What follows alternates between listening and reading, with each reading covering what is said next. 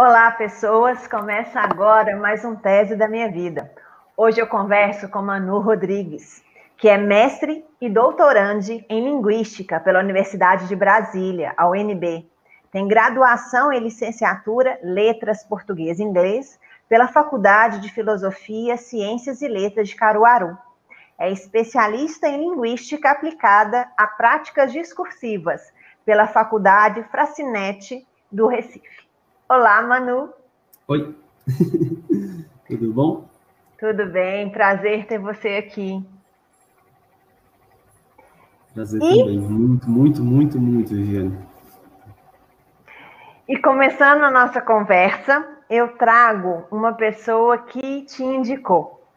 Esse episódio, ele é bem bacana e um pouco diferente dos outros, porque geralmente eu falo para quem nos assiste, quem acompanha o canal, se indicar ou indicar outras pessoas que possam vir conversar comigo e contar um pouco da trajetória. Só que para chegar até essa conversa de hoje, a Ana de Souza, que foi a participante do episódio 7, Rede de Apoio, logo que ela fez a gravação comigo, ela me mandou um e-mail indicando Manu Rodrigues e escreveu a seguinte apresentação. Manu é uma daquelas pessoas que já teve umas 10 vidas, diferente de nós mortais que só temos uma. A gente se conectou em 2014, quando eu e a Paty procurávamos uma pessoa para morar na República. Eis que deu tudo certo e chega essa figura de Santa Cruz do Capibaribe, ex-seminarista, ex-lutador de jiu-jitsu e formado em letras.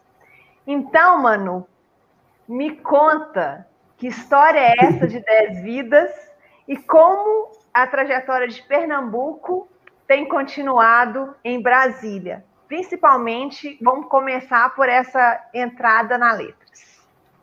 Pois bem, então, como a Ana colocou aí, tem um bocado de vida mesmo, tá?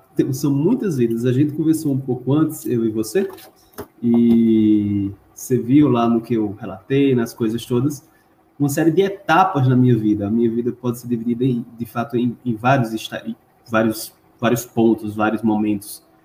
Um dos momentos, né, como você perguntou, né, como tinha sido a questão de Santa Cruz até esse momento, passando por letras. Letras é um negócio que me persegue desde sempre, na verdade. Na verdade, meu pai era professor de português, né? Meu pai fez letras, não vou lembrar exatamente qual ano que ele terminou, se foi 83, 84, não lembro, 82. Lá na Fafica também, na mesma faculdade que eu fiz a minha graduação. E, bom, meu pai era professor de português, meu pai lia muito, meu pai era considerado uma pessoa, um dos intelectuais de Santa Cruz do Capibaribe, uma pessoa para a qual as pessoas iam perguntar coisas, que tinha um saber muito grande sobre a história da própria cidade, e, enfim. E eu cresci nesse meio de ver meu pai fazendo todas essas questões, de ver meu pai indo dar aula, de eu ir para a sala de aula do meu pai, de eu estar na escola que ele dava aula, enfim. E acabou que eu comecei a ter esse contato desde muito cedo. O mundo dos livros, o mundo das histórias, o mundo dos poemas, o mundo dos contos, das crônicas, dos romances e de todo o resto. E não apenas por conta do meu pai, mas por conta de mim mesmo. Surge o gosto de estar na escola, o gosto de estar no ambiente educacional, no ambiente com as pessoas, no ambiente com a formação humana em si. E aí acabou que, no meu ensino médio, eu dizia que eu gostaria muito de ser professor, de estar dentro da escola de alguma maneira. Ficava entre psicologia educacional e a docência, né? E aí acabou que eu fui para o seminário, né? Que é outra parte minha, como a Ana falou e como você bem pontuou, uma das 10 vidas, ou 15, ou 20, ou 70 vidas, enfim. Tem uma parte de mim que era uma parte religiosa, E essa parte religiosa decidiu ir para o seminário, e eu fui para o seminário em 2017. E dessa ida para o seminário, passei 2 anos lá. Quando saio, resolvo ir para letras. Resolvo fazer a reopção de filosofia que eu tinha passado para continuar os estudos do seminário, como é de praxe. E aí eu reoptei na FAFICA para letras, e assim fiz. E assim foi que letras foi surgindo na minha vida. É bem por aí. E... Sim, não, pode continuar. E é assim que letras surge na minha vida. E dessa surgida de letras na minha vida, surgem outras coisas. E é assim que eu venho parar em Brasília. Quando eu falava para minha mãe, a minha mãe e outras pessoas da minha família não gostavam muito da ideia, no princípio, de que eu fizesse letras. Por uma série de questões, né? Porque enxergavam, talvez, outros potenciais em mim, talvez... porque em algum outro momento da minha vida eu quis fazer medicina, fazer alguma coisa na área da saúde, e aí decidiu-se, aí eu disse, não, eu vou fazer letras. E algumas, né, ficou aquela coisa, letras, eu dizia assim, não, mas tudo bem, porque eu não vou ser um professor comum. Eu não vou ser uma pessoa que ensina de maneira comum. Eu vou ser outra coisa. Eu vou ensinar em universidades, eu vou ensinar em faculdades, eu vou fazer outras coisas. Eu vou além. E aí surgiu-se vários sonhos, os sonhos de mestrados, os sonhos de vida acadêmica, e acabei terminando em Brasília. Pois é. Era esse trecho que eu queria te perguntar quando a gente acabou tendo interrupção aqui, né? Exatamente porque você fala, e aí contando um pouquinho dos bastidores, né? Eu geralmente peço que as pessoas me contem previamente um pouco da trajetória, para eu ter um ponto de partida para trazer aqui, conversar, gravando e fazendo um episódio do Tese.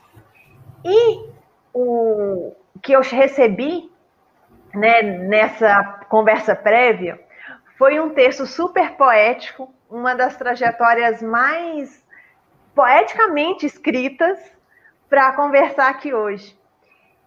Eu vou só adiantar uma coisa para a gente chegar na história do mestrado. Quando eu falei que a chegada da indicação de Manu para participar do episódio foi um pouco diferente, né? Não foi só porque a Ana, que participou de um dos episódios, indicou, isso também já aconteceu em outros momentos, mas foi porque quando eu recebi a indicação, eu não imaginava que aquela pessoa que estava sendo indicada tinha sido meu aluno, gente.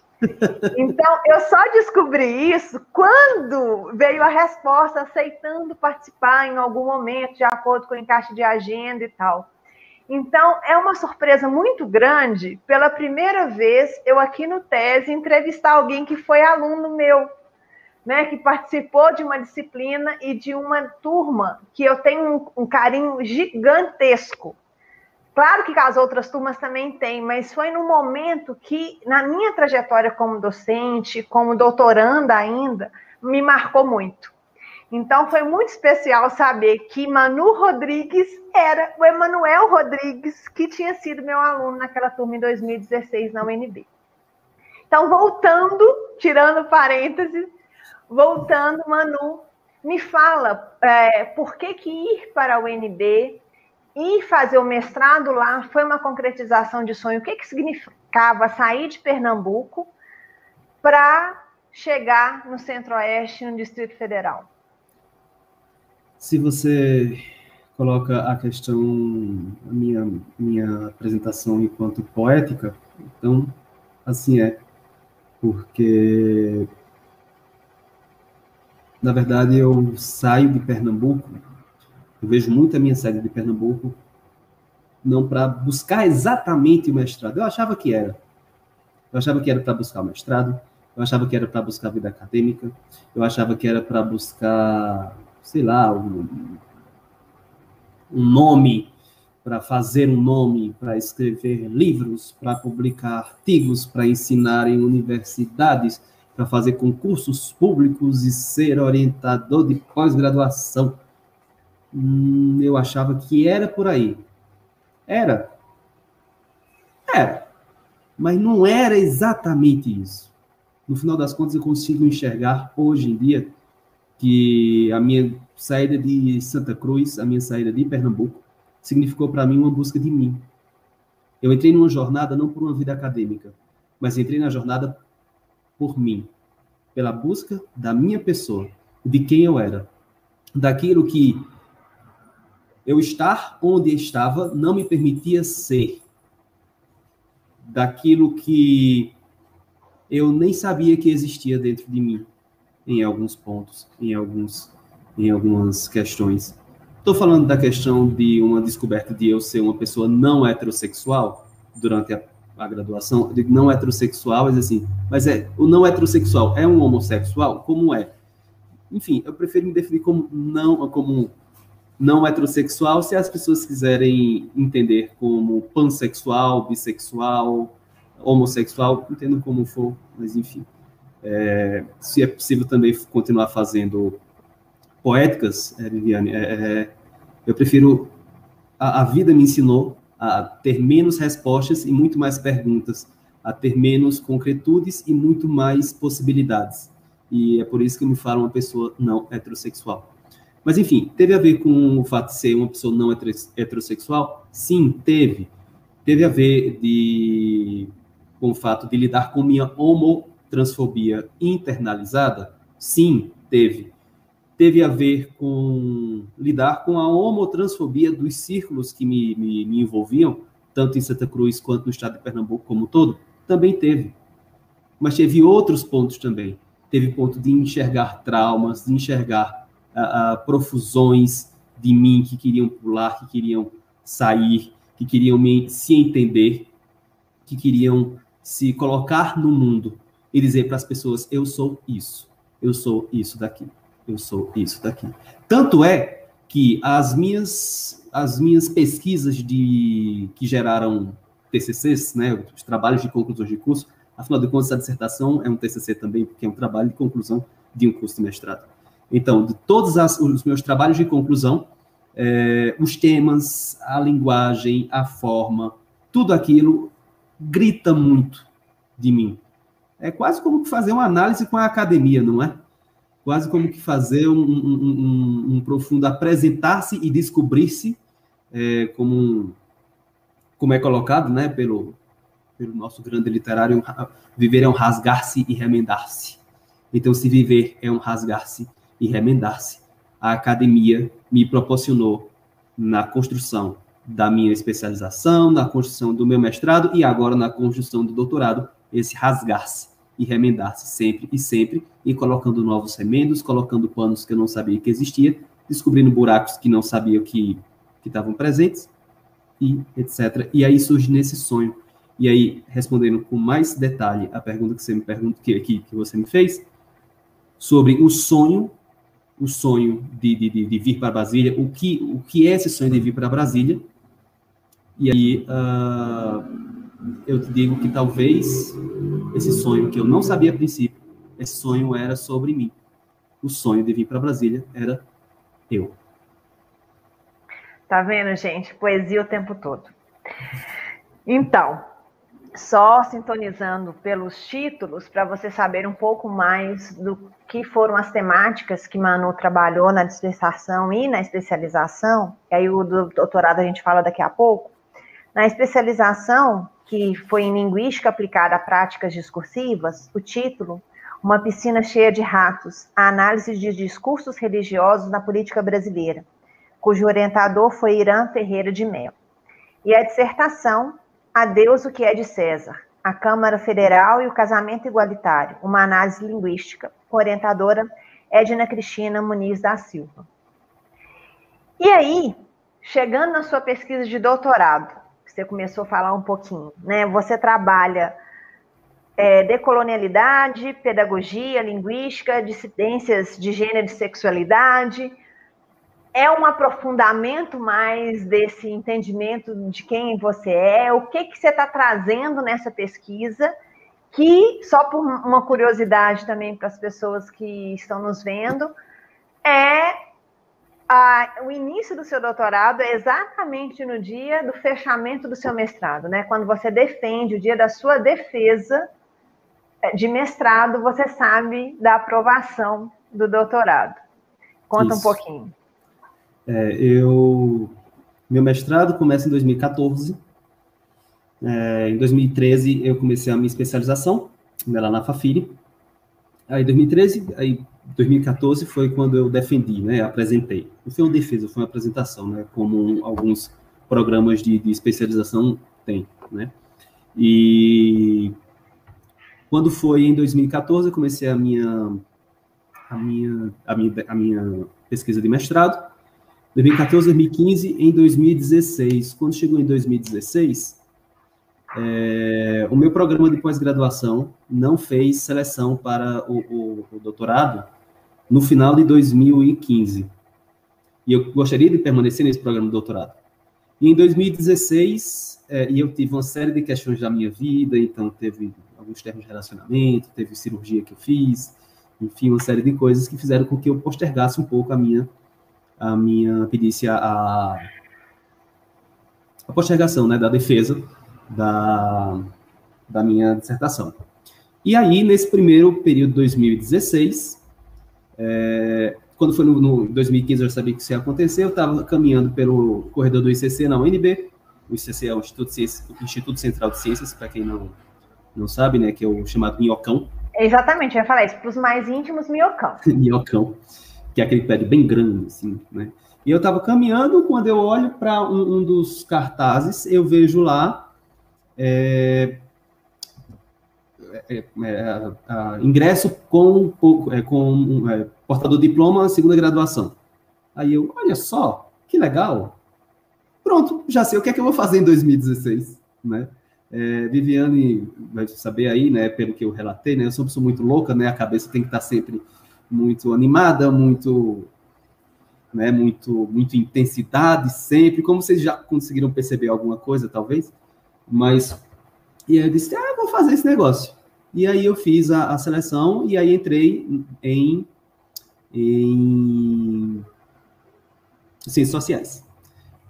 Entrando em Ciências Sociais, foi quando eu tive a honra, né, de ser aluno de Viviane em Introdução à Ciência Política, né, e aí, nesse primeiro semestre de 2016. Nesse primeiro semestre de 2016, com Ciências Sociais, entendo que eu estava terminando o mestrado e fazendo a graduação, né, ao mesmo tempo. Eu perguntei o que ele estava fazendo lá, tá, gente? Quando eu soube dessa trajetória, que ele lembrou um pouco antes de a gente começar a gravação. Eu fiz essa pergunta e eu lembro de ter feito. Assustada, porque eu estava terminando o doutorado e sabia o que era o mestrado, com mais coisas vindo de graduação nova, com um doutorado chegando também, tá? Eu fiz a pergunta. Isso.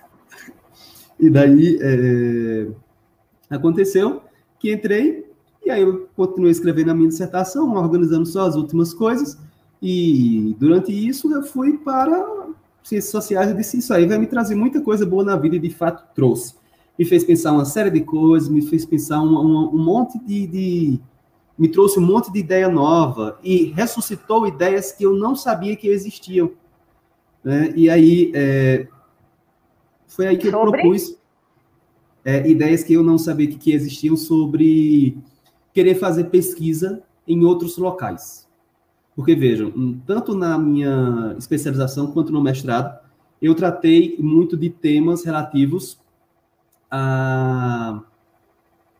aos discursos institucionais, à institucionalidade. E daí, com contato com os meus amigos de ciências sociais, sobretudo, né, o contato humano com as pessoas, e eu verificando na minha trajetória aquilo que existia, eu disse assim, eu quero fazer uma coisa diferente. E aí eu mergulhei no que eu chamo de chão de fábrica. Né? Eu disse assim, eu quero sair do discurso institucional e quero ir para o chão de fábrica. E que chão de fábrica é esse? E aí eu comecei a refletir, pensei uma série de temas, e entre os temas que caiu, né, na minha mente, saiu justamente o fato de ir para a escola. E aí, né, eu penso que a minha preocupação com o doutorado, ela, de fato, Viviane, é um aprofundar de todas as outras questões que eu vivi. Se eu venho lá da Comissão de Direitos Humanos, com a eleição do pastor Marco Feliciano, numa análise de discurso crítica, sobre cada um dos pontos que ele coloca, sobre a maneira como a institucionalidade está permeada das questões religiosas, lá na minha especialização, mergulho no mestrado, que tinha uma proposta, depois mudou, todas as pesquisas fazem assim, porque as pesquisas ganham pernas, as pesquisas ganham braços, as pesquisas se tornam monstros ou formiguinhas.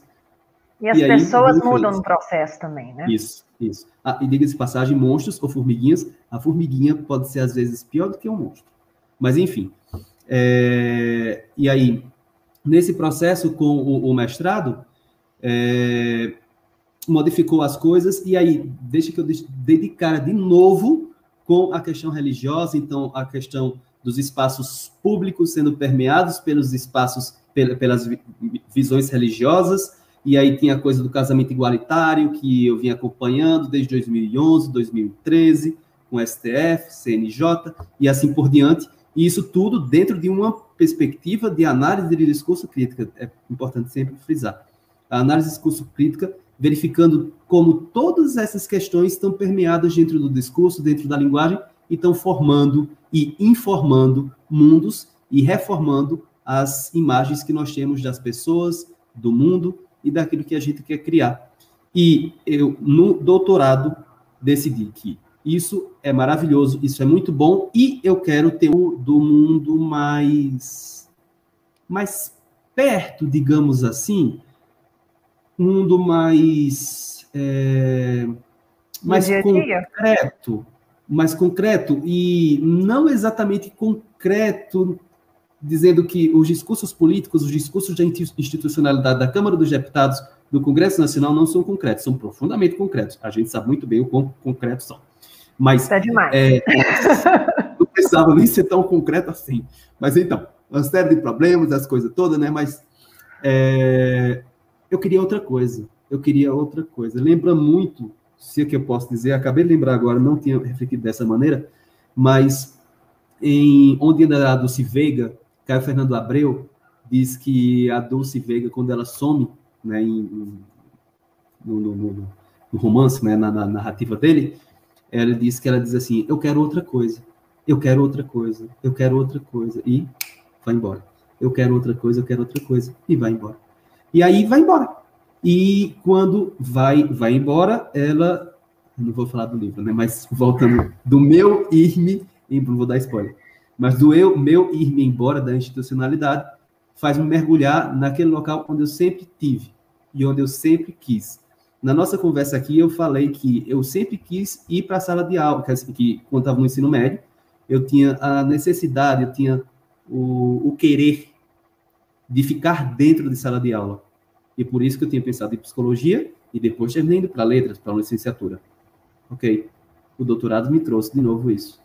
O doutorado me trouxe mergulhar na escola, mergulhar em algumas institucionalidades, por assim dizer, em outras institucionalidades, né? Não a institucionalidade do discurso parlamentar, enfim, do nosso Congresso Nacional. Da política institucional. Isso. Mas outra questão. E aí, eu já vou voltando para exatamente o que você perguntou, e aí eu fiz essa proposta.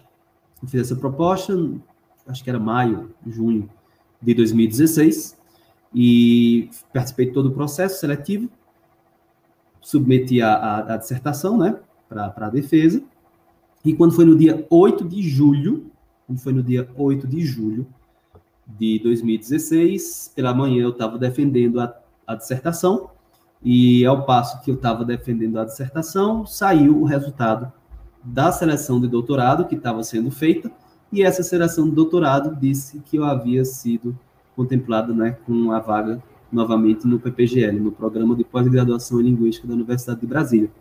Então, basicamente, eu não sei muito bem qual é a diferença do mestrado e doutorado, que foi tudo junto, né? Aí todo mundo tá comemorando o quê? Comemorando o mestrado ou a aprovação do doutorado? Bom, tudo junto. E aí, só um adendo mais, Viviane.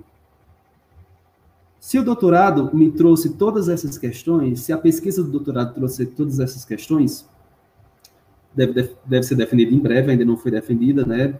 Enfim, uma série de questões que fizeram com que acontecesse um pequeno postergar também, pandemia, né? E uma série de coisas, mas eu queria falar que, que é muito interessante.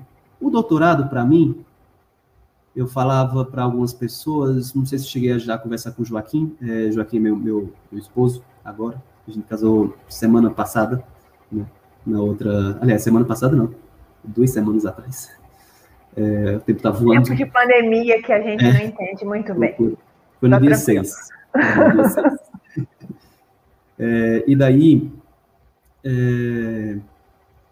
uma das coisas que eu acho interessante é que parece-me que eu andei em letras, andei no seminário, andei em letras, andei na especialização, andei no mestrado e cheguei num doutorado para entender que as coisas são bem mais simples do que de fato elas são. Desculpa. As coisas são bem mais simples do que eu achava que elas eram. As coisas são mais simples, as coisas são mais tranquilas. Quando no doutorado, eu começo com a pesquisa dentro de sala de aula, a pesquisa com escola, a pesquisa com o discurso de professores, a pesquisa com, enfim, com essa infinidade de questões. Pesquisa sobre homotransfobia, né? Pesquisa sobre gênero e sexualidade dentro de sala de aula, em tempos como os que nós vivemos de 2016 até 2021, até o presente. Quando eu penso todas essas questões, quando eu mergulho um pouco em mim, e quando eu mergulho em mim, sobretudo, a partir de reflexões advindas da decolonialidade, a partir de questões advindas de uma perspectiva não europeizada da visão não europeizada do mundo, não europeizada das existências, ou ainda mais, europeizada, sim, que permeia o nosso olhar, mas dentro dessa perspectiva europeizada, olhando coisas que muitas vezes não eram observadas, e fazendo esse percurso de retirar cascas e colocar estrelas, de retirar ideias e colocar pontos, e pontos que não são pontos finais, mas são sempre reticências, ou qualquer coisa do tipo, eu entendi que, no final das contas, eu encontrei aquilo que eu já tinha desde sempre. Então, me encontro com saberes populares, me encontro com as benzedeiras, me encontro com saberes de indígenas, não sei quando é que vai ao ar, mas teve um Roda Viva com o Ailton Krenak, que para a gente aqui foi ontem, mas saberes como o de Krenak, de Ailton Krenak, né? E os saberes Krenak do povo como um todo, mas os saberes de outras questões, o reencontrar-me com algumas coisas ainda que longe da minha bisavó Chucuru, do encontrar-me com a sabedoria da minha família, que é da zona rural, de Santa Cruz do Capibaribe, Brejo da Madre de Deus, né? Então, todas essas questões, no final das contas, eu subi muito, Viviane, eu não consigo pensar assim, eu gosto de pensar assim, eu subi muito para entender que estava tudo indo comigo. Nossa, mano, eu arrepiei mesmo aqui agora. Não, me passou um filme aqui, te ouvindo. Então, chegando ao final dessa conversa, desse episódio, um episódio forte, potente, super simbólico e significativo. Como você me define essa trajetória em uma palavra? Intensidade. Por quê?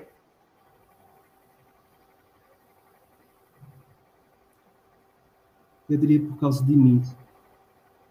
A minha trajetória acadêmica é de profunda intensidade, porque ela não é acadêmica.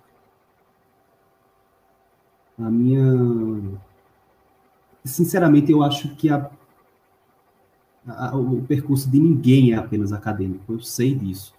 Mas é como se o meu gritasse outras coisas profundas e coisas intensas. Tanto intensidade para cima quanto intensidade para baixo. Tanto intensidade de altas glórias e louvores, quanto intensidades de vales de reflexão densas e profundos. Eu acho que é intensidade. E se está chegando ao fim, eu só queria relatar, né, que essa intensidade me fez entender algumas questões bem profundas no processo de pós-graduação como um todo. Fora além de qualquer coisa de referencial teórico e etc. e tudo mais. A outra dúvida que eu fiquei, né, entre intensidade, a outra perspectiva seria a humanidade. Mas eu acho que as duas estão muito ligadas umas às outras. E acima, como eu estava dizendo, né, acima de qualquer coisa de referencial teórico, de qualquer coisa, e se eu pudesse falar para um público, para alguém, como eu estou tendo a oportunidade agora, e novamente agradeço, só para refletir muito bem, eu sempre reflito que a pós-graduação é uma pirâmide. É uma pirâmide. Né? A gente está aqui. E aí, vai subindo, né? Então, na base da pirâmide, aquelas coisas, né? Base da pirâmide, graduando, né? E etc, e tudo mais. E lá no topo da pirâmide, naquele triângulozinho, lá no topozinho, assim, da pirâmide, assim, pá, estão os doutorandos e doutores. Estão lá no topo. Lá em cima. A gente precisa de um grande telescópio para ver. Lá assim, pá, onde eles estão lá. Então, tudo juntinho, assim, num topo bem pequenininho. Mas eu tenho a impressão que muitas vezes as pessoas entendem que doutorado, ser doutor, ou doutorando, ou qualquer coisa do tipo, é o fato de... É um título de honra.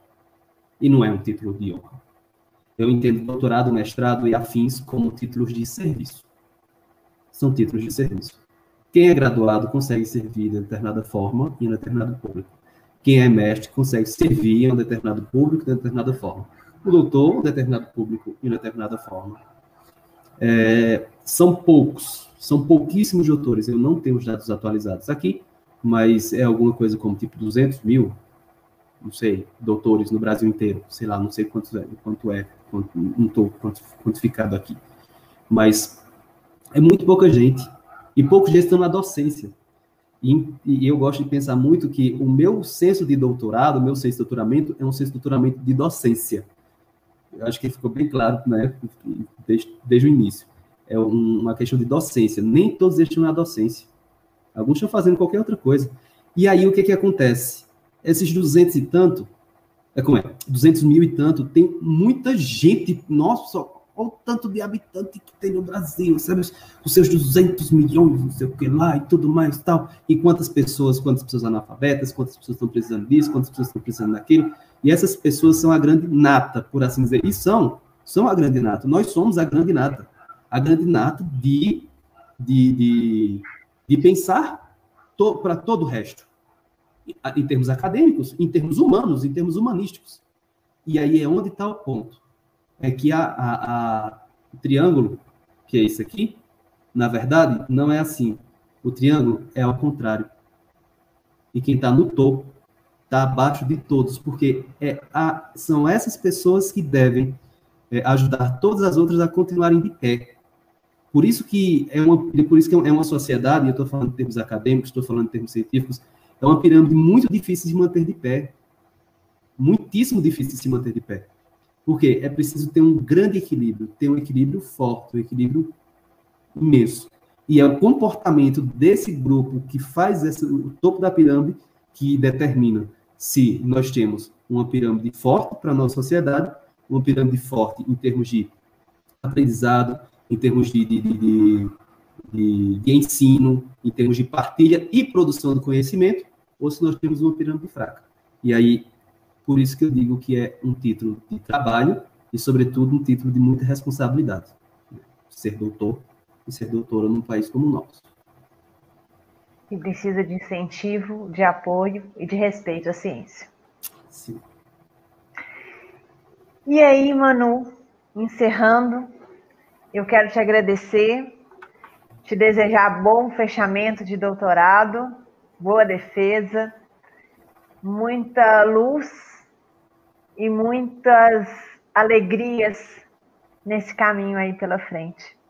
Te agradecer por aceitar o convite, a indicação da Ana e por vir dividir um pouquinho da sua trajetória aqui. Obrigado. Muito obrigado. Eu agradeço muito, muito a você, Viviane, e a vocês que nos ouvem, a vocês que nos assistem, né? Então, eu agradeço muito. Eu digo assim a vocês, porque eu não me referi a vocês. Mas agora, referindo no agradecimento final, nas palavras finais, eu agradeço muito a vocês e acreditem, o caminho acadêmico é às vezes meio complicado, às vezes meio tenso, mas a gente segue. Mas a gente segue porque, no final das contas, se nós estivermos movidos por aquele brilho, eu digo assim, por um ideal, não, qualquer coisa, por um brilhozinho, por aquele brilho que você sabe qual é. Se você estiver movido por esse brilho, se esse brilho valer a pena, então vale a pena. Não importa o que aconteça. Mas é preciso ter sempre uma noção de que somos gente, de que somos humanos, e nunca perder a noção da magnitude do que as coisas realmente são e do que as coisas realmente significam.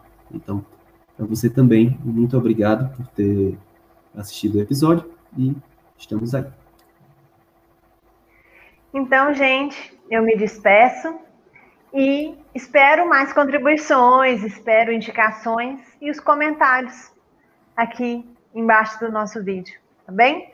Até mais, beijo, tchau!